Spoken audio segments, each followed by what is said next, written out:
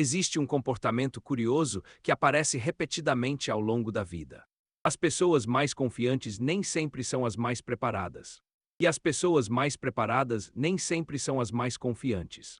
Parece contraditório, mas acontece o tempo todo. Observe uma discussão qualquer. Frequentemente existe alguém que fala com absoluta convicção, sem hesitação, sem dúvidas, sem espaço para questionamentos. Tudo parece simples. Tudo parece óbvio. Tudo parece resolvido. Agora observe alguém que estudou profundamente o mesmo assunto. A resposta costuma ser diferente, mais cuidadosa, mais detalhada, mais cheia de nuances, mais aberta à possibilidade de erro. À primeira vista, isso parece fraqueza. Mas talvez seja exatamente o contrário. Existe uma razão para isso. Quanto mais você aprende sobre um tema, mais percebe sua complexidade. Mais enxerga exceções. Mais descobre variáveis. Mais encontra perguntas sem resposta. Imagine alguém olhando o oceano pela primeira vez. Da praia ele parece simples. Uma enorme quantidade de água. Nada além disso.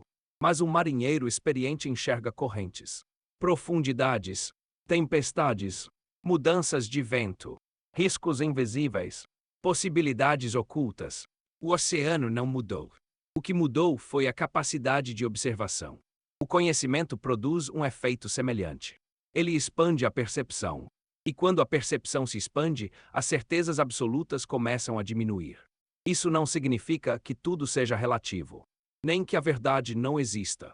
Significa apenas que a realidade costuma ser mais complexa do que nossos primeiros julgamentos. Talvez por isso algumas pessoas se tornem mais humildes à medida que aprendem. Não porque saibam menos, mas porque finalmente perceberam o tamanho do que ainda desconhecem. Existe uma armadilha psicológica interessante.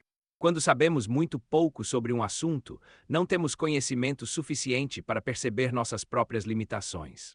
Achamos que entendemos, achamos que dominamos, achamos que temos respostas, mas conforme aprendemos mais, descobrimos quantas coisas ignorávamos. E essa descoberta produz algo raro: humildade intelectual. A humildade intelectual não significa falta de opinião. Significa reconhecer que qualquer opinião pode ser aperfeiçoada. Vivemos em uma época que recompensa respostas rápidas, opiniões instantâneas, conclusões imediatas. Mas a realidade raramente funciona nessa velocidade. Os problemas mais importantes da vida exigem reflexão, exigem observação, exigem paciência, relacionamentos, família, política, economia, carreira.